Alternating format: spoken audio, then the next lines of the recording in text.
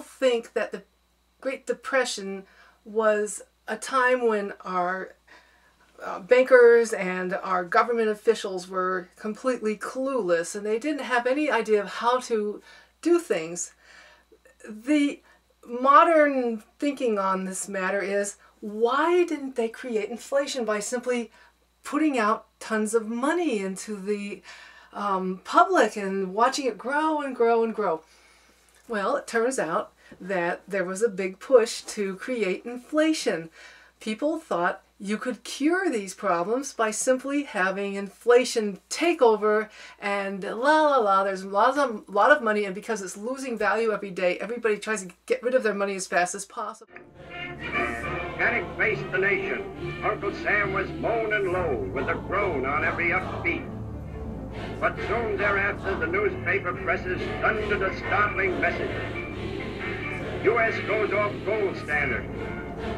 Inflation seen as nation's salvation. It startled the world. This is possible. The movie even says that you can pay your loans to your creditors with cheaper money, meaning you're cheating them. This is, of course, why we have Great Depressions and we can't get out of them easily. The more we cheat the people who are the creditors, the less likely they're going to lend, and the more they restrict credit, and then you don't have any buying power. All Great Depressions follow credit bubbles. Credit bubbles also end up having a lot of criminal activity going on, which is why they're unsustainable. No matter how hard you try to control a bubble, once it starts growing, it gets completely out of control, and every crook and deadbeat on earth goes and tries to exploit the bubble. There's a lot of honest people who are going bankrupt during this time frame, and a lot of them are going bankrupt because of economic conditions that are completely out of their control, such as health care costs, inflation, like when we had that surge of sudden hyperinflation last summer. These things have been hammering the middle class, and of course the lower classes have fallen right off the cliff. This is not the first time this has happened. Every time when there's a credit bubble and you have a lot of wild spending, happens to often coincide with periods of tax cutting and the collapse of the working class. Almost never does the working class get better and better and better, and then suddenly the whole thing falls apart. Instead, things get worse and worse, and then it hits the rich. Here we are. From 1926 to 1929, the purchasing power of the dollar remains about the same. Then comes depression and money is hard to get. Therefore, its purchasing power rises sharply. At the beginning of 1933, it's way up here, and the dollar buys 60 cents more than it did in 1926. In the case of the movie, they had a little diagram showing you. So anyway, what they said was, suddenly, in 1934, the dollar took off in value, so that $1 of money could buy $1.50 of goods. And the guy said, look what happens to the incomes and everything. It goes in the opposite direction in a depression, and we have to fix this. Well, of course, nobody likes to see their income drop. Even though prices were dropping, they were dropping slower than income. In the case of a depression, the income drops to zero. Namely, you have no job. Well, the Great Depression job losses and income declines did not start in 1929, like that guy said in the movie. It started way back here. Wages and the income of farmers plummeted well before the stock market did. I'm going to read some statistics from back then. For example, in 1925, the top tax rate was lowered to 25%. This was a historic low. The gap between the rich and the poor became much greater very rapidly. In 1928, the construction boom was over. Hi, that sounds familiar. In 2000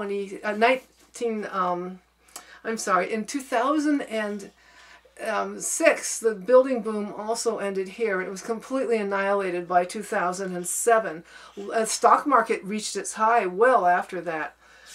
The farmer's share of the national income dropped from 15 to 9% since 1920. That is, right after the end of World War I, the income of farmers went like this. It started nosediving. The Great Depression started here. The nosediving was much, much earlier. In 1929, when Hoover became president, more than half of all Americans were living below the minimum subsistence level. Annual average income was only $750. For farm people, only $273. That is really pitiful. I've been through several inflation cycles. The most recent was last summer. I and a lot of other Americans had a lot of trouble during that time. We had inflation. It also coincided with the government giving everybody $600. As soon as I got my $600, the price of oil went right through the roof. Every penny I had went to buy oil. Did that make me a better person? Did that improve the community? Did that encourage commerce? Obviously it did not. It sucked money out of the system, and it went into the pockets of the oil barons who made huge profits. And it killed the economy. There was no money left over to buy hardly anything. And I do mean hardly anything. It was just terrible. Meanwhile, Bernanke, like the guy in that movie we just saw from the 1934 Great Depression era, believes that if we just spend money and keep pouring in money, and if he capitalizes the banks by giving them free money and so on, the flood of money will simply wipe out any depression, and the inflation will be salutary. We will say, oh, I'm so happy I have so much extra money in my pockets. Last summer we had inflation. I didn't say, oh, I have a lot of money in my pockets. When I got that $600, I was like, yeah, will that pay for the extra amount I have to pay for my my propane gas tanks to be filled for next winter? Actually, it wasn't. My truck, I couldn't drive my truck at all. The gasoline for it was almost $6 a gallon. Forget about it.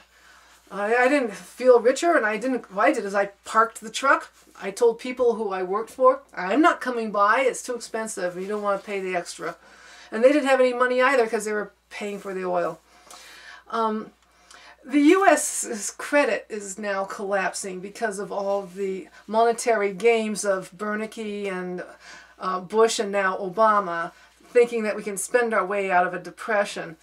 It might even lose its AAA rating. Already, Britain has been threatened with this as of yesterday. It's extremely nasty. Once that happens, all our cheap credit vanishes.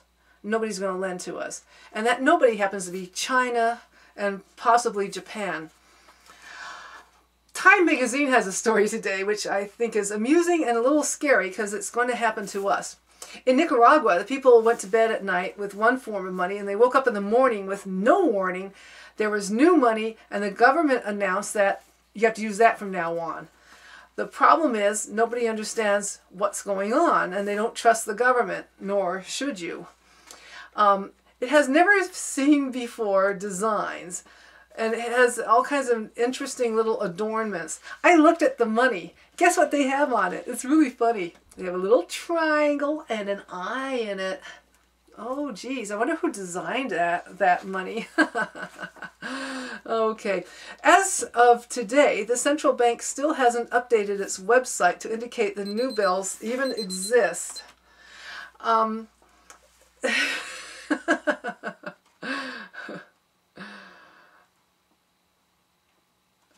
Anyway, the thing says here, it's an unintentionally created a bizarre stimulus effect on Nicaragua's beleaguered economy. And that's what they hope to have here. I don't see that happening. And this is Elaine Supkis of Culture of Life News.